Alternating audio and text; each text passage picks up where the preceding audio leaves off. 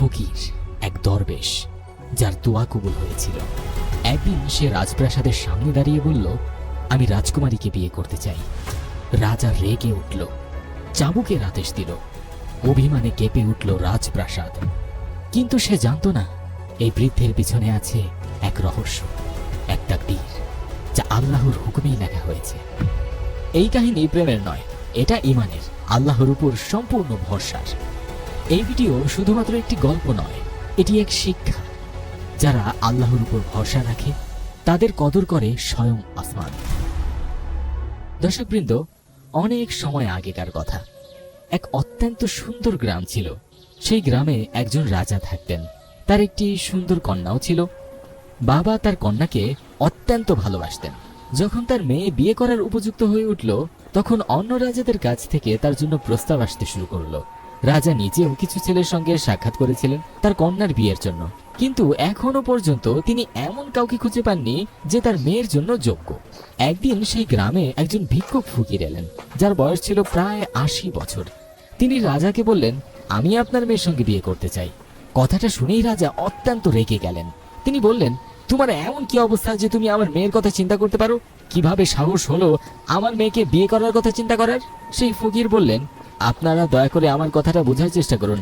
আমি আপনার মেয়েকে বিয়ে করতে চাই, কিন্তু এর পিছনে একটি বড় কারণ আছে। কিন্তু রাজা বললেন, আমি আর কোনো কিছু শুনতে চাই না। তিনি তৎক্ষণাৎ আদেশ দিলেন, ওকে নিয়ে যাও এবং কারাগারে ঢুকিয়ে দাও। সেই ফকিরকে কারাগারে চাবুক মারা হচ্ছিল। যখন এই খবর রাজকুমারীর কানে পৌঁছালো, সে তার বাবাকে গিয়ে বলল, বাবা, এটা আপনি কি করছেন?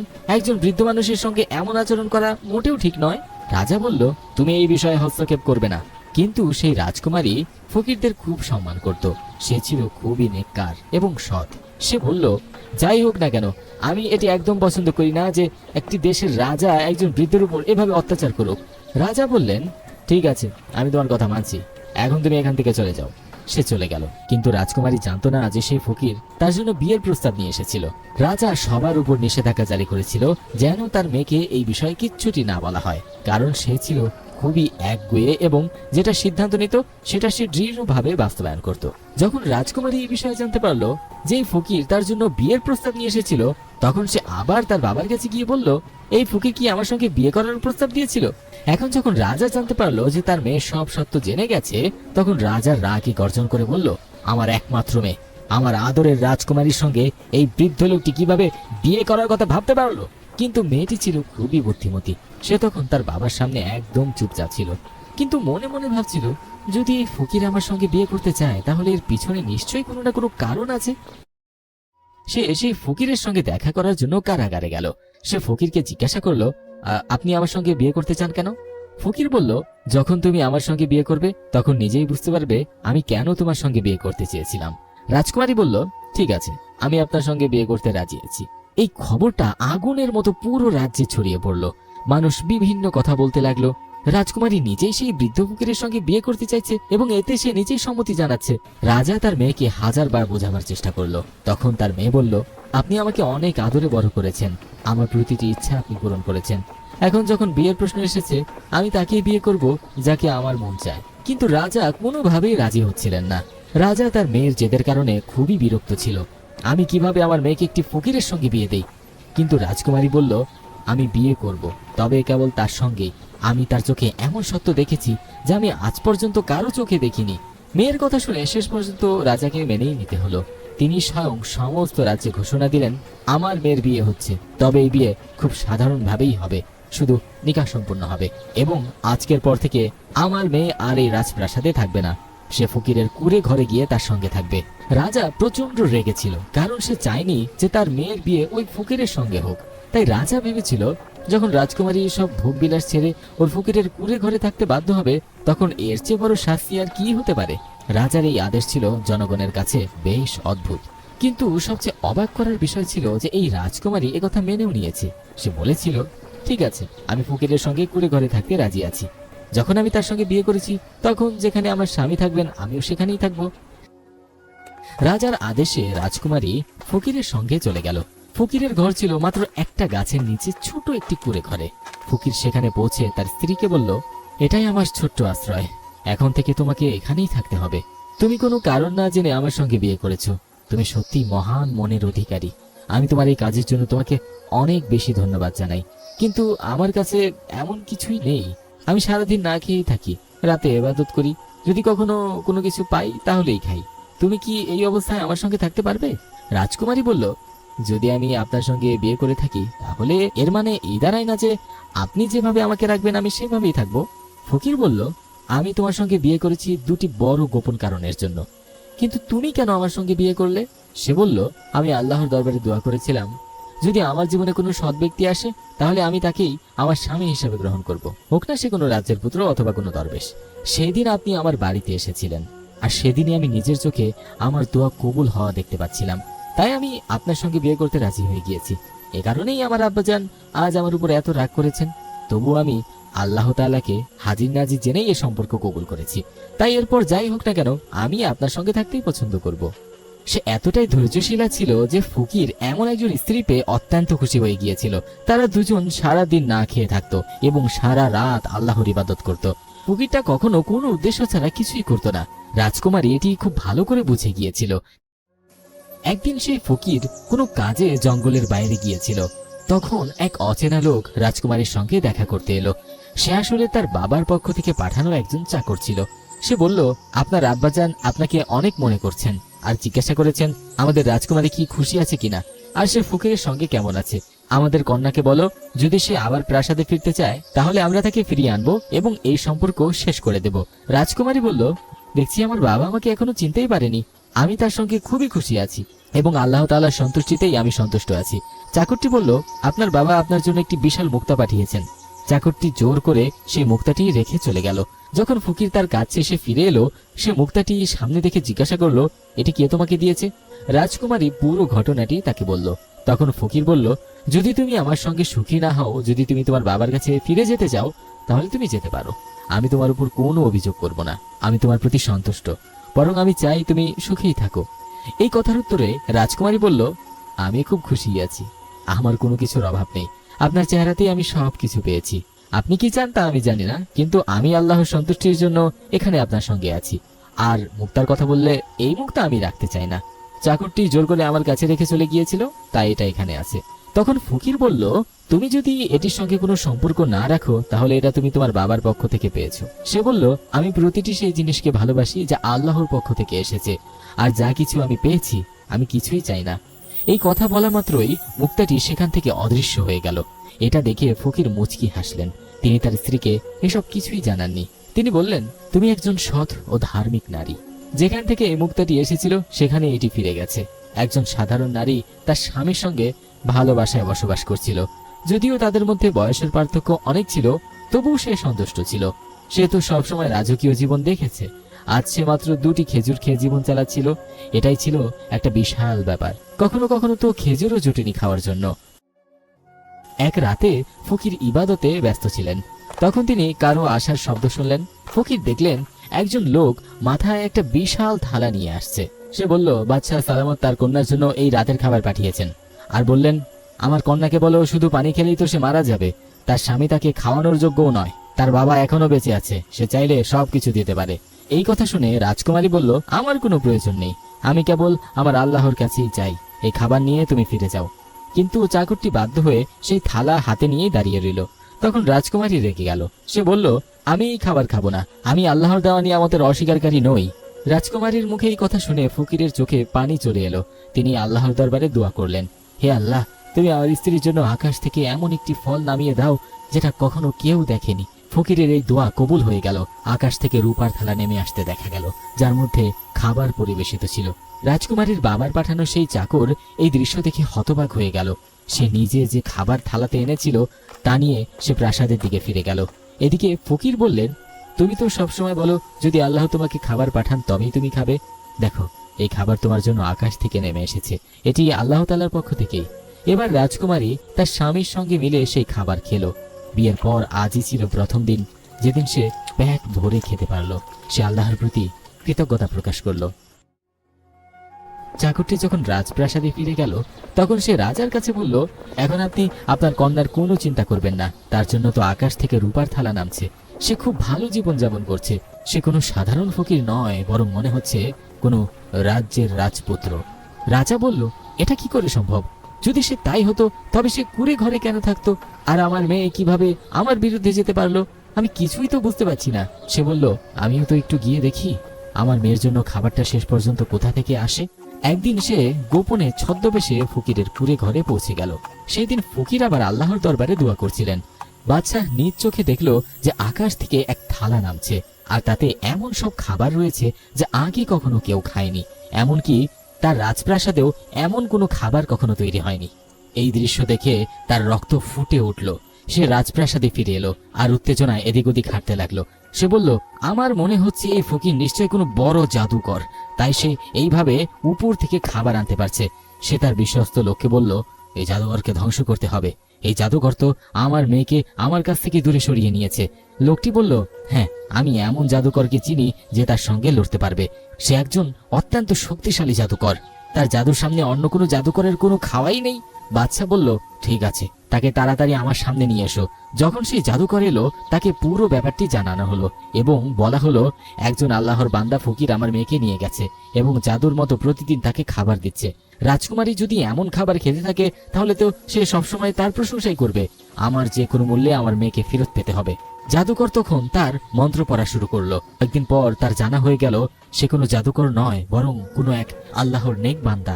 তার সঙ্গে মোকাবেলা করা এত সহজ নয়। জাদুকর সরাসরি বাদশাহর কাছে গিয়ে বলল, আমি তার সঙ্গে মোকাবেলা করতে পারবো না, কারণ যদি আমি তার সামনে দাঁড়াই তাহলে আমার অনেক বড় ক্ষতি হয়ে যাবে। বাদশা বলল, কি এমন ক্ষতি হবে? সে বলল, আমি তার সঙ্গে কোনো জাদু করতে চাই না। বাদশা এবার ভীষণ রেগে গেল, কারণ এতদিন সে সব সহ্য করে এসেছিল।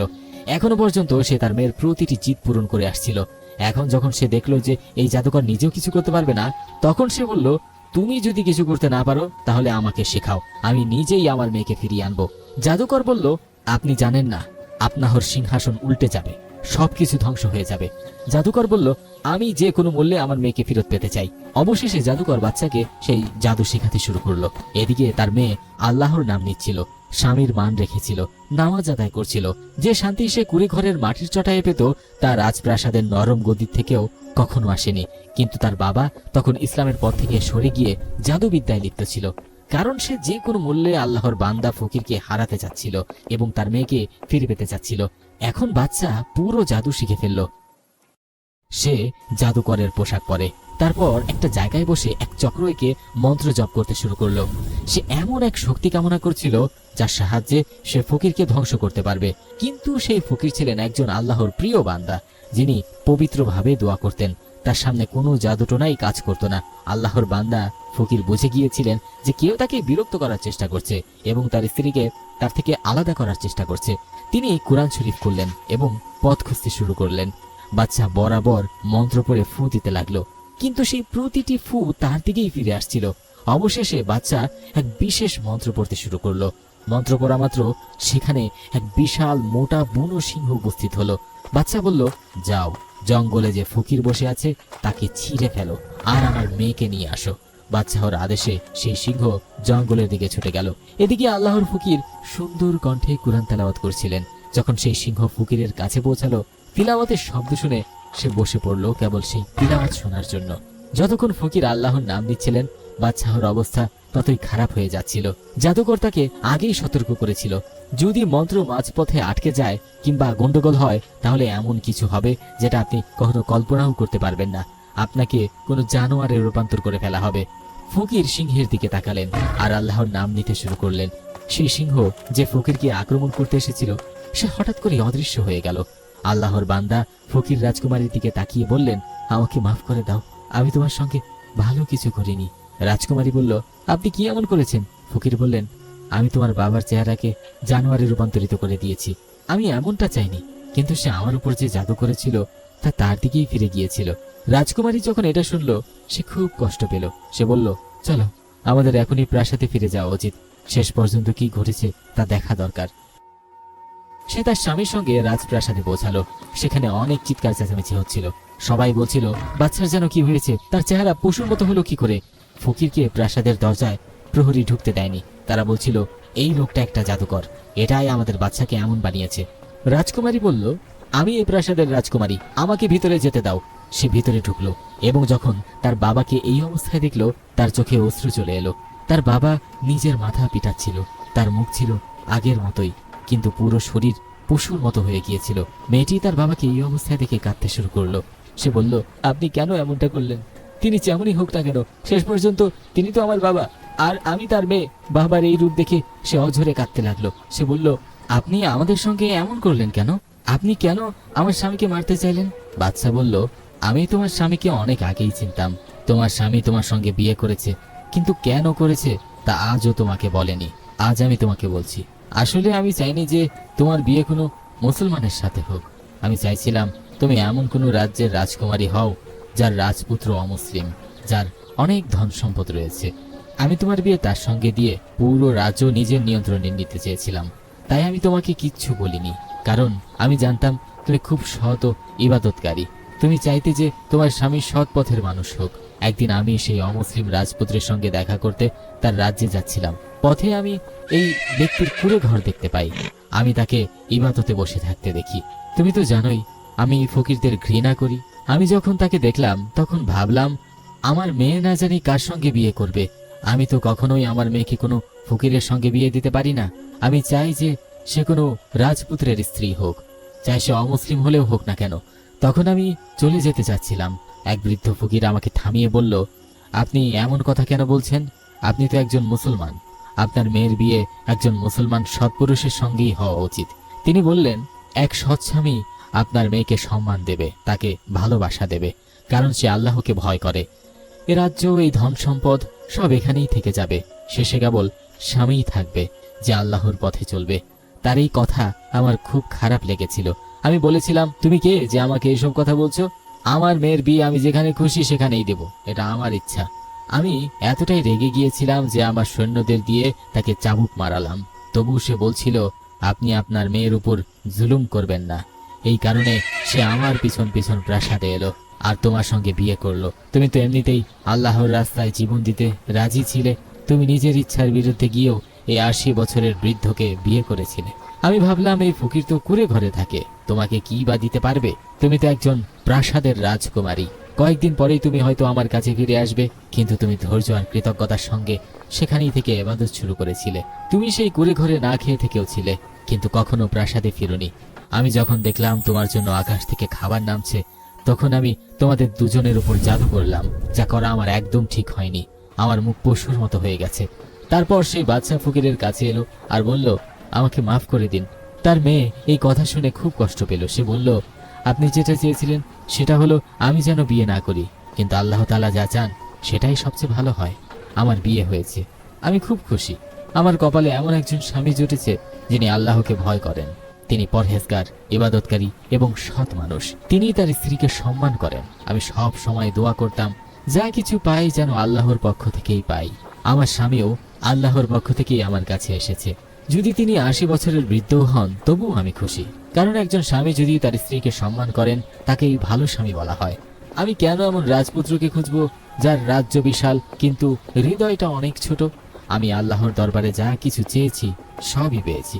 এই বলার পরই মুহূর্তেই সে ফকিরের চেহারা বদলে গেল। তিনি হয়ে গেলেন এক তরুণ, অত্যন্ত সুন্দর এক মানুষ।